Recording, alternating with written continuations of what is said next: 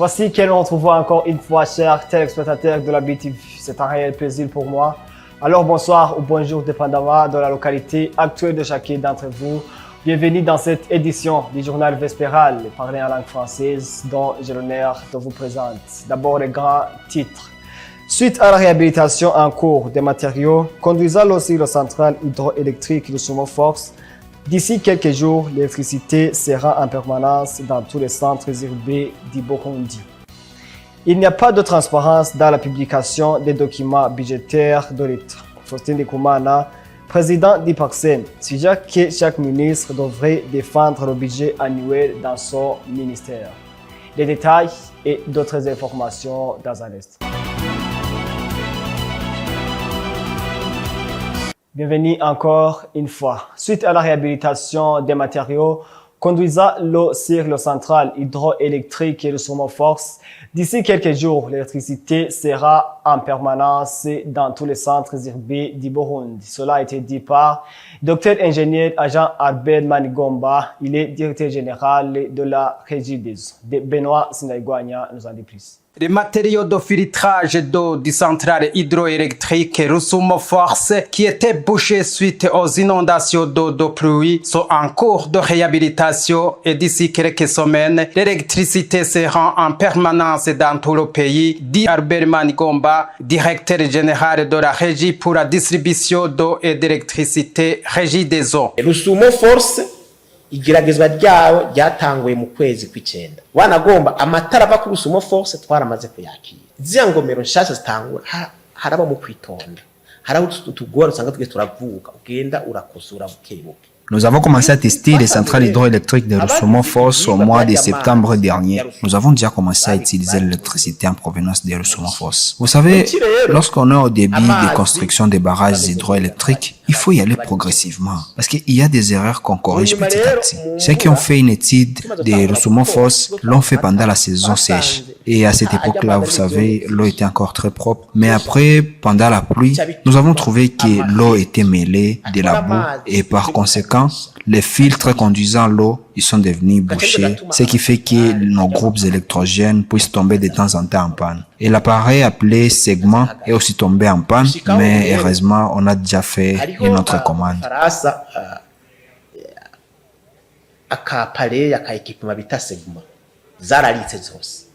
Zararitse kumuguriza zararitse zose rero ubu baragiye kuzikomanda zizoshika au plus tard mu ndwi zibiri. Il donne aussi l'espoir que d'ici peu de jours la solution pour les pannes éventuelles sera trouvée. Icyizere rero cyuko ayo mapane yo yagiye guhera hariho umugambi waciye mu nama shikiranganji wo gusubiramwo imihora yose itanga amatara ngahije. J'espère que la solution pour les pannes seront bientôt trouvées car les projets pour la réhabilitation des voies électriques sont déjà passés au Conseil des ministres, mais nous avons négocié aussi avec la Banque mondiale et d'ici quelques jours, les activités de réhabilitation des voies sous train vont commencer. Tous les poteaux en bois seront remplacés donc par les poteaux en métallique, chose qui nous a coûté plus de 200 millions. Et après cela, ça sera une rupture totale avec l'obscurité car aucun autre quartier ne sera dans l'obscurité.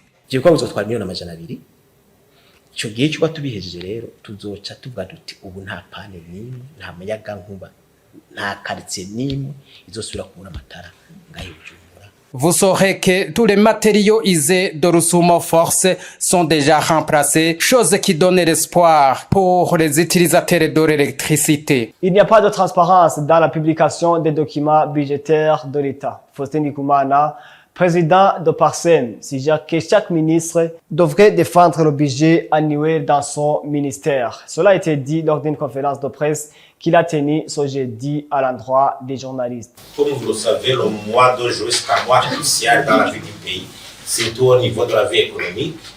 Et c'est un mois où est organisée la discussion budgétaire pour orienter les dépenses publiques de l'année budgétaire suivante. Et ça coïncide avec le récent classement d'une institution internationale appelée IBP, qui classe les pays, y compris au Burundi, sur le domaine de transparence budgétaire. Il est regrettable que le Burundi garde une note faible dérisoire, avec une place parmi les 10-15 derniers pays. Sur 120 pays, le Burundi se classe 108e, 110e comme ça. Il y a même, il y a même au niveau de ce classement, il y a des critères où le Burundi a 0%, 0%, notamment l'implication du public dans le processus budgétaire. Au niveau de la transparence, la publication des informations et des documents budgétaires, sur les 8 documents exigés, seuls 2 ou 3 sortent et sont publiés selon les normes. Là où le bas blesse, c'est que le document crucial, qui est le projet de budget de l'exécutif, celui qui vient d'être analysé au Conseil de ministres, celui-là devait avoir été publié depuis le mois d'avril-mars pour permettre aux citoyens d'en maîtriser le contenu, de pouvoir contribuer selon les priorités jugées par la population. Et non pas des finances qui sont élaborées sous un cercle restreint des cadres qui savent comment il vaut, comment les dés seront pipés pour ne pas s'ouvrir à la transparence. Au niveau même de l'implication du public, c'est pour cela qu'on a 0%. Ça veut dire qu'on n'est pas consulté. On verra le budget après avoir été adopté par le Parlement. Au niveau du contrôle, la Cour des comptes existe, mais elle n'a pas de moyens humains et matériels. Jusqu'à maintenant, le rôle de jugement des comptes n'est pas assuré correctement par la Cour des comptes. C'est inimaginable. En réponse à la problématique de la connexion faible au Burundi, le pays va mettre en place l'accès Internet de haut débit de la 5e génération à travers les satellites de la société Starlink. Prêtons oreille à notre confrère Patrick Hatangiman. Le Burundi entre dans une septantaine de pays du monde entier qui ont embrassé le réseau Internet de très haut débit de 5e génération fourni par la société Starlink, branche de l'entreprise SpaceX, du mania entrepreneur d'origine sud-africaine Elon Musk. Selon le décret numéro 100/091 du 30 mai 2024, il est accordé à la société Starlink Services Burundi une licence d'établissement et d'exploitation d'un réseau Internet par satellite au Burundi. L'agence de régulation et de contrôle de télécommunications du Burundi, ARCT en sigle, confirme que la mise en place de ce service va bientôt se matérialiser et que la tâche est désormais en main de Starlink qui doit rendre ce système opérationnel. Mohizi Samuel, le DG de ARCT, ajoute qu'ils vont faire une évaluation de la mise en place 3 mois après et que les utilisateurs devront faire leur choix de services Internet selon leurs préférences et leurs moyens. Dès le début de la 2023, le Burundi compte 1,33 million d'internautes avec 714 700 utilisateurs des réseaux sociaux selon le rapport de Data Reporter. L'accès Internet haut débit est largement inaccessible dans plusieurs localités du Burundi où les connexions terrestres ne sont pas disponibles ou sont peu performantes. La connectivité satellitaire de Starlink va donc être une solution pour faire face à ce défi. Le réseau Internet par 6000 satellites en orbite de Starlink couvre le monde entier dans plus de 70 pays avec plus de 2,3 millions d'utilisateurs. En Afrique, le Mozambique, l'île Maurice, la Sierra Leone, la Zambie, le Kenya, le Rwanda, le Nigeria et d'autres ont déjà mis en place ce système. L'avant-dernière actualité de notre journal. Plusieurs nids de poules ainsi que quelques-uns de ces tronçons, là où on peut plus savoir s'ils étaient goudronnés ou pas, c'est l'état dédié actuel de l'avenue des États-Unis à Kigobe. Sylvestre Nibanungan, ancien président de la République du Burundi, indique que tout cela est dû au détournement des fonds de ceux qui gagnent les marchés de construction des routes. Les détails dans ce reportage.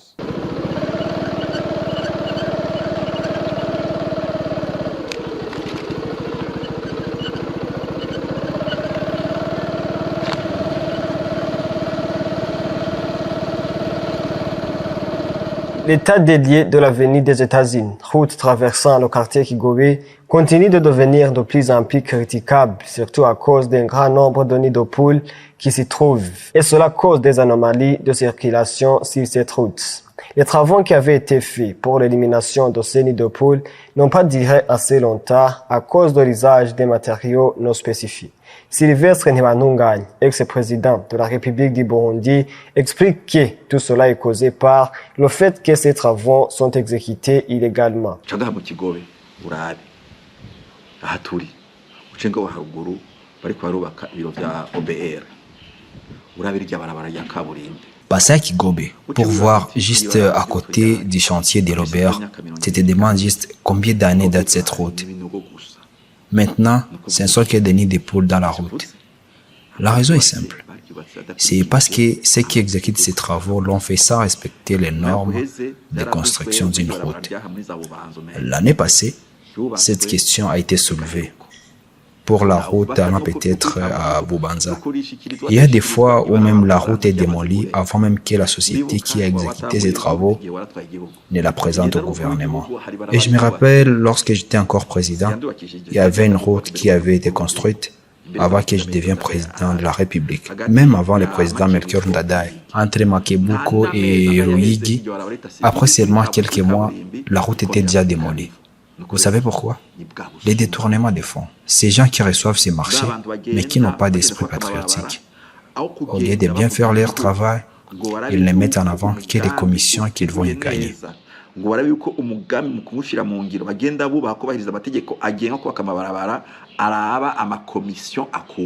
Cela est ainsi au moment où, il y a quelques jours, que l'agence routière du Burundi a recommencé les travaux de réhabilitation des routes qui présentent beaucoup de nids de poules.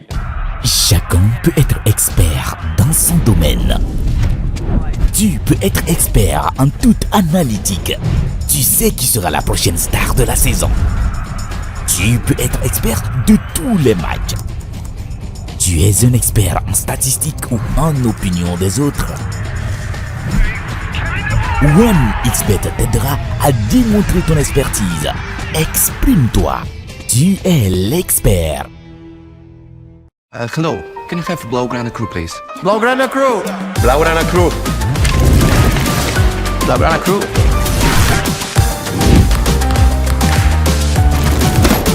Here is the Blaugrana crew. Rejoignez le Blaugrana crew, participez à la promotion et gagnez des prix offerts par OneXBet et le FC Barcelone.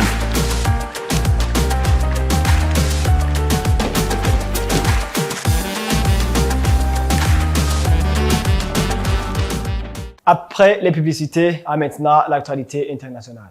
Une bibliothèque mobile dénommée la Kitabu a été lancée au cours d'une cérémonie de la République démocratique du Congo, afin de promouvoir la lecture et l'éducation de la jeunesse. L'objectif de ce dispositif est de promouvoir la lecture publique dans le quartier de la ville, se rapprocher au plus près du public et surtout les jeunes et proposer des services diversifiés de la mise en exposition des archives autour des livres et tablettes pour de recherche, a déclaré Clémence Denis, directrice de l'Institut français. Cette bibliothèque, dénommée Bibliobis, vise également à acheminer des documents à des usages en allant à les rencontres, en se déplaçant dans les quartiers des écoles ou encore les villages, afin de permettre à tout un chacun l'accès à la lecture, en impliquant aussi les établissements scolaires, a-t-il ajouté. Le Kitab, initié par l'Institut français de Bukavu, s'illonnera dans les différents quartiers de la ville pour offrir aux habitants de la place, aux enfants et jeunes, un accès gratuit à une large section de livres, notamment des livres d'enfants. Romans pour adolescents, bandes dessinées et romans pour les adultes sans nécessité de la carte d'abonné, souligne-t-on.